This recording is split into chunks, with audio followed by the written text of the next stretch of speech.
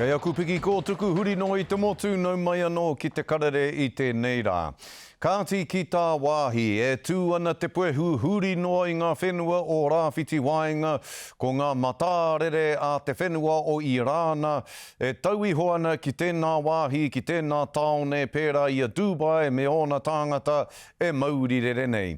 Ko tā Aotearoa he aki I te rangi Mārie o tira he ata aro turuki hoki I ahuana te riri ki hea kei maunga tāngata o tēnei whenua I te ringa o te parekuratanga. Kei a mārena mane, tā tātou pūrongo. Ruana te taone nui o Dubai I ngā pahūtanga I te wikene, ka puta mai a mahuika. Anā, ka hua mai ko te katinga o ngā taunga rererangi, ka taka te taone ki te raru nui. Anā I te hoki mai tētahi kairi puata no Aotearoa ki te kāinga I Anei kua mautonu ki reira. And I was meant to be flying the next leg this morning and just having a day in Dubai like all New Zealanders probably do because it's a long flight home. And obviously by midday yesterday I realised I wasn't going anywhere. Well, they struck a serious civilian, one of the biggest civilian airports in the world.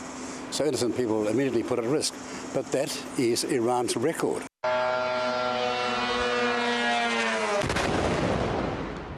I pare kuratia ngā pere me ngā matatopa ki ngā wāhi rohe e waru, ka raru te miriona tāngata ki te kimihau marutanga I tānga tangi whakatūpato e Paoro Tiana. Ko Saudi Arabia, Qatar, Bahrain, Kuwait, UAE, Jordan, Iraq, era, kei te korokoro, te parata. We've been hearing strikes every 30 minutes, every hour. It's been changing throughout the day, but we've been hearing the missiles being intercepted overhead. So it's been chaotic. I roto I tētahi tau wā ki ngā tahi e ki ana te pirimea me te minita o ngā take tā wāhi e whakahe ana I ngā mahi utu a Iran me te ki he mahi tōtō wā whakaaro kore, whakatuma hoki te pūmautanga arohe. It'll be very difficult in the risky cities, but if you're out in the countryside and you can get away, give it a go. Otherwise, try and stay safe, stay inside. And we'll see how things develop. But it's very, very difficult for us, this far away from personal circumstances, to tell people what to do. He oe anō I Aotearoa nei e whakanui ana te hāpori Irānia I ngā pare kuratanga ko tau ki runga I ngā tikanga whakahaere o Irānia. For 47 years we have lived under this tyranny. Lots of innocent lives have been taken so that we reached this moment of joy. To killing the dictator, and we saw that those people who are responsible for killing innocent people in our country are now not in that country anymore. E aki te kāwanatanga I ngā tāngata o Aotearoa e noho ana ki ngā wāhi mōrearea kia whai I ngā tohu arohe, a kia noho rehita tonu ki te pai tukutuku o Safe Travel. Mārena mane, te karere. Kāti ka whakawhiti atu tātou ki tō tātou matua tōranga pū I Anei kia matua Shane Jones no te ropu Aotearoa tuatahi. Tēnā rā koe te rangatira. Hei kon, ngā mihi ki a tātou, āko ko te he pito o tō tātou motu. Tēnā koe. E hoa, ko te riri kua rā ke nei Wainganui Amerika I Haraia me Irāna. I pēhe o whakaaro I te wā I rongo tuatahi ai koe mo tā Amerika rawa ko I Haraia, kōkiri atu ki roto o Irāna. E mara, hau te tahi tangata e hoki anō oku mahara ki te wā I a Jimmy Carter. Ko ea te president I taua wā, ka tai ka patua te hea rānei tangata no roto I a Irani, ka tahi ka oma, e tahi ka papahoro, e tahi ka hoki huna mai ai ki Amerika. Nā reire, harai te me tahi no tēnei āhuatanga ki a tīmata no nākua tatake nei. Ka mutu I taku oroko rongonga I tēnei pakanga kei te haere, I mōhioa hau, I roto I a hau anō, tērā te huarahi ka tohua Trump hei haerenga mana. He a te take ona tono I te hiano atu kaipuke me ngā waka topa, me ngā whakarawe, me ngā hangarau kia patu ai te tangata ki reira, me ngā horakau rātou ai hihana ki te kōkiri whakamuatonu. Hea te pānga mai o tēnei riri ki a tātou o Aotearoa. Ka raru rānei tātou i tēnei momo riri i roto i te whenua o Rāwhiti Wāhanga. Mā koe mea tu ki a tātou, te wāhanga hei ātama taki ma te marea ko te utu mo te hinu.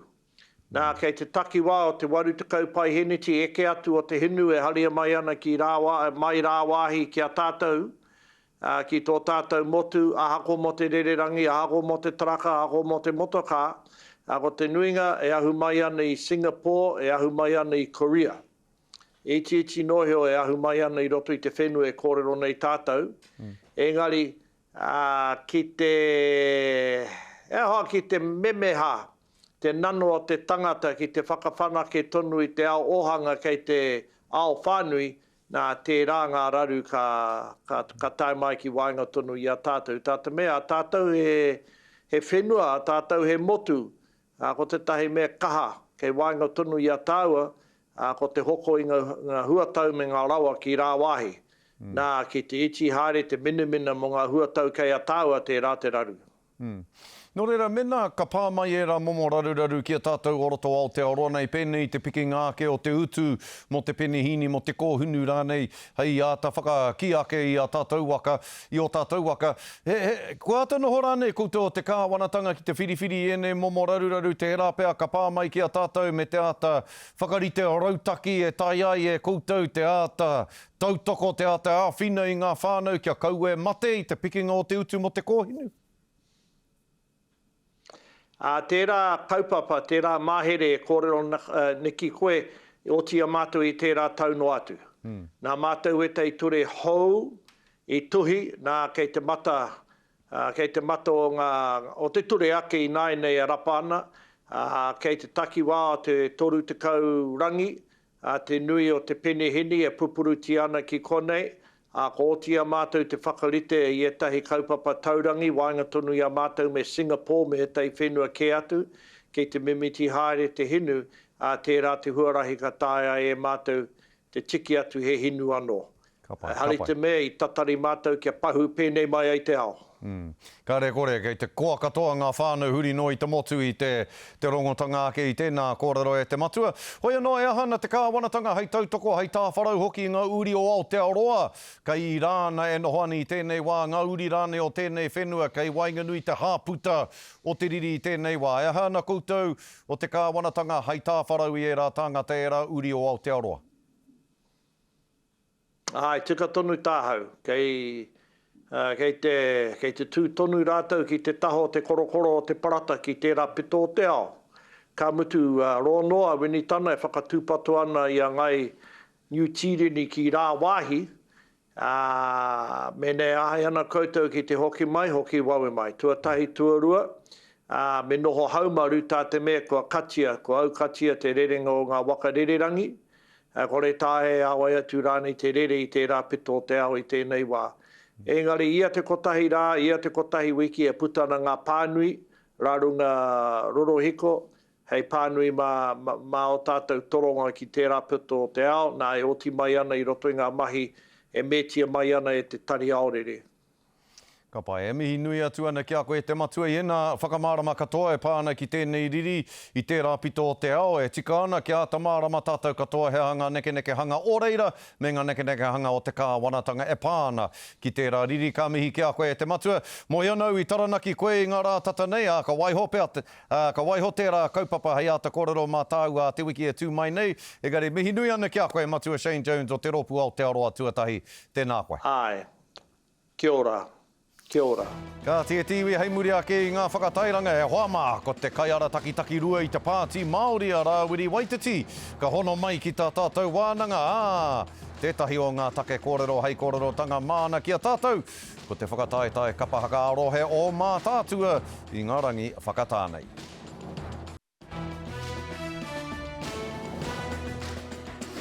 Hoki mai anō ki te karere, he kapa e kōpāna i ngā tautohito o te haka ko te Taumata o Apanui tērā i whakaihuaka rā i te whakataetai a rohe o Mātaatua.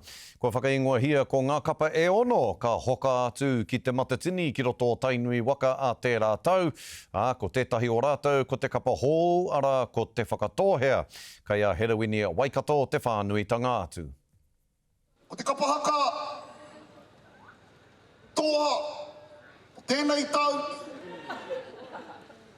hoike atu, ko te Taumata!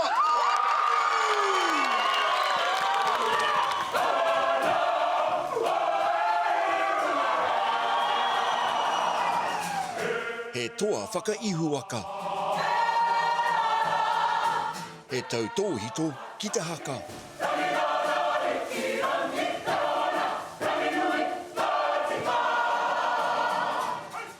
Te whai, heki te puku, me te whakaro nui ki te kapa katoa. Ina koutou ngā piro, hoki mai anō ngā weekend. Nā, koutou.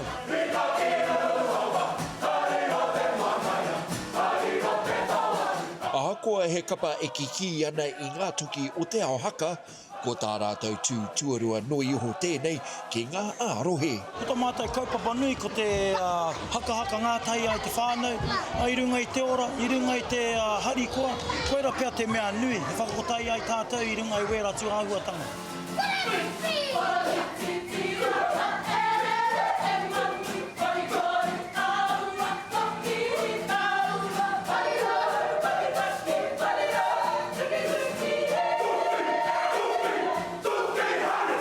Ko ngā tauhou ki te whakataetai, ko te whakatōhea, tērā kua whai urunga ki te matatini a tērā tau. I tua whā mai rātou, ka mutu e noho whakaeti ana rātou i tēnei ekinga nui. E harikoa ana, ka eke atu ki roto o te matatini, ki runga i te kīngitanga, neri ko te aronga nui, he oki atu te whakapai tō mātou marae tuatahi. Tuarua, e whāngai o mātou tamariki mokopuna, tuataru, he whakakoi a rātou i ngā whakakoranga.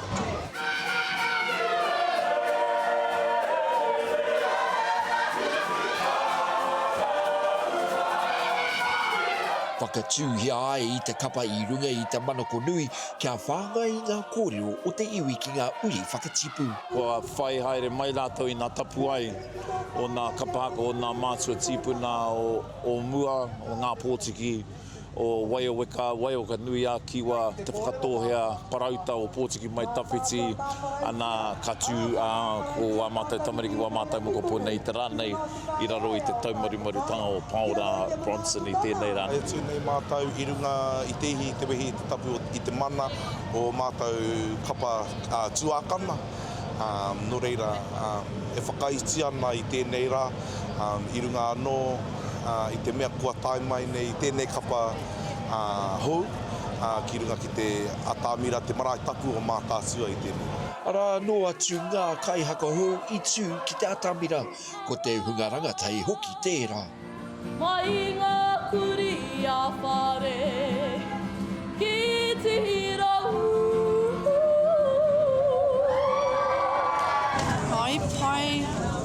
I was nervous. Tuna pai. Mā te whānau. I rongo i te manaakitanga. Ko te kapahaka hei whakamiharo mā te tauhau. Ko te kapahaka he hauora kei roto. Ko te kapahaka he pātaka kōrero.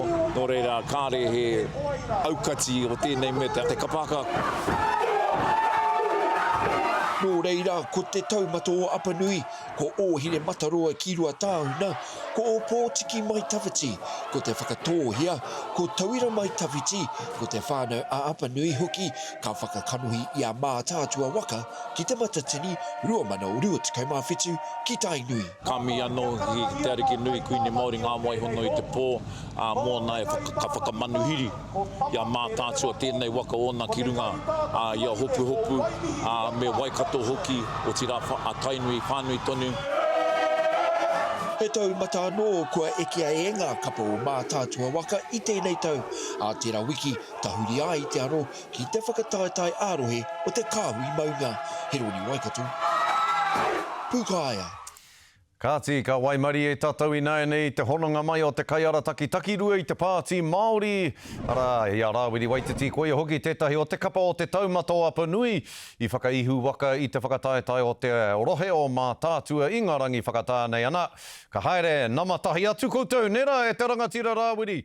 Ka haere namatahi atu koutou mo taua rohe ki te matatini, 2025 e te rangatira e te tuakana, kei te pēhanga whakaoro o te rōpu i te toanga i ngā rangi whakatānei. Waimari e mātou i tēnei tau. Me te mea hoki ka noho whakaiti ki ngā kapa haka. Noroto mai o Mātaatua ka roa nei e hiki i te hira o te namatahi. Ko mātou i tēnei tau, ko ai ka mōheo, ko ai kei te tau e haere ake nei. Me pera pēr taku kōrero. Engari, ko tō mātou kōrero ki o mātou rangatahi, i ruti tō mātou kapa. He kaitia ki no mātou mo tēnei tūrang. No te mea kā roa nei, ko ngā tani whao Mātaatua e piki ki ngā taumata, ara ko mātou i tēnei wā. Nō reira ka noho whakaiti, ka noho i runga i te Waimari e hoki pēr.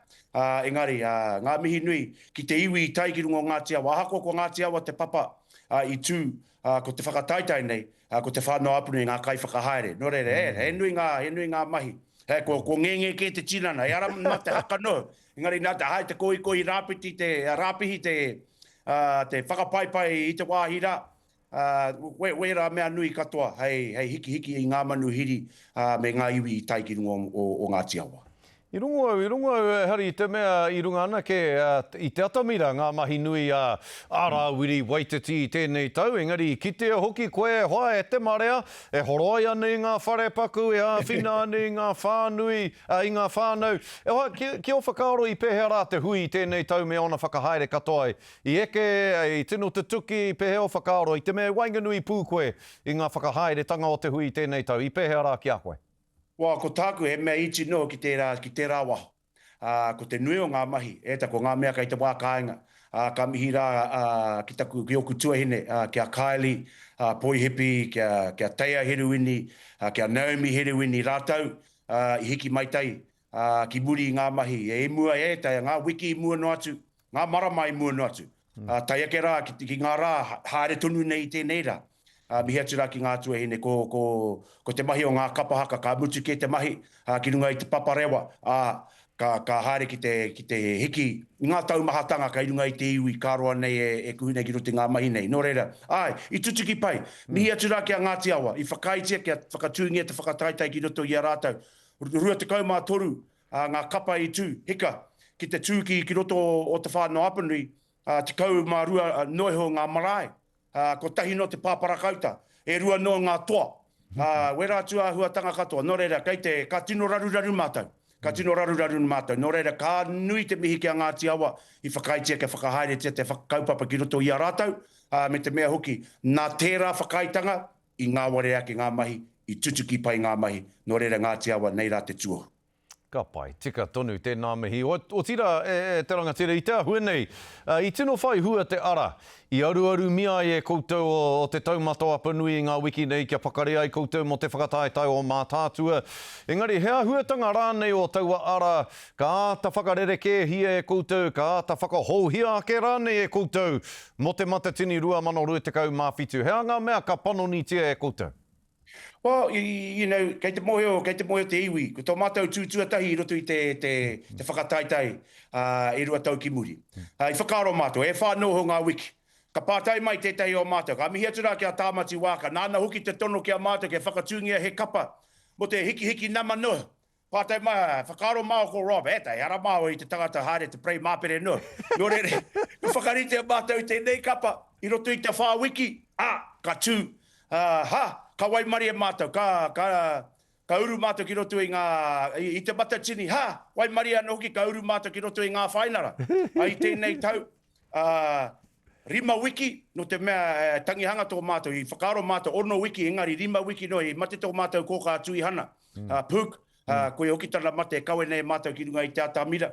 Me te mea hoki, rima, ko tō mātou, kei te pirengi mātou kia ata a whakapaipai te mihini, kia tare noki mātou, kia kaua e roa te mahi ingari, me whaiti te mahi ingari, kia tika te mahi, kia kaua ka mātou e whakawhaiti a mātou me te whakapau taima nua. Ka tai, kōti te katoa ngā waiata me ngā haka, ka tai ki reira kei te mohi o te kapa. Tēnei wikene, ka pēnei. Tēnei wikene, ka pēnei, tēnei ke. So kei te mohi o rātou, ngā ekenga ki te taumata e hia tiana. Nō reira, mo te matatini ka pēra anō. No te mea te nuinga o mātou, kāre he taima mo te ehia marama ki te mahi wenei mahi. Heka, i roto i te rima wiki nei, i whatu piu Rob Ma, me te hunga, mo tētahi o ngā kapa o te arawa, kia tare nuki rātou te whakaātāhua rāka i anō ia. Koe noki ngā mahi pōrangi o tēnei kapa, e ara i te kapa haka noa.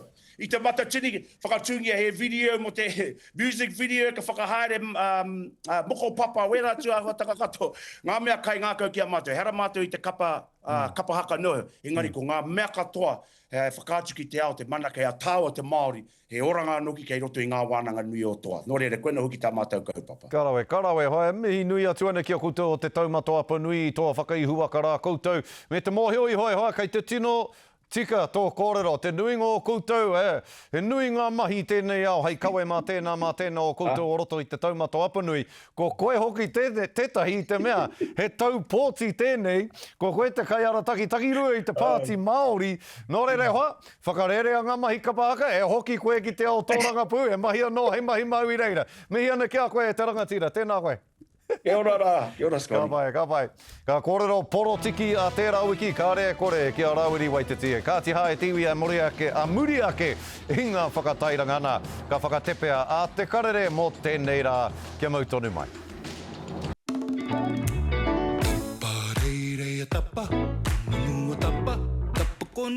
Kia ora mai anō rā e tiwi, hoki mai anō ki te karere, anei e mahuta ake nei ko ngā tohu huarere.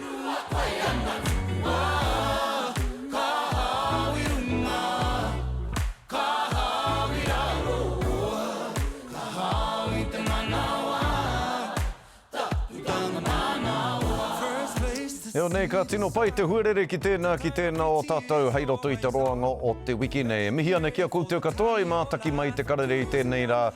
Koe nā a tātou kōrero.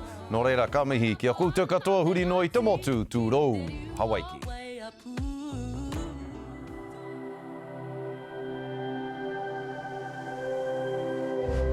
Ko te reo, te take.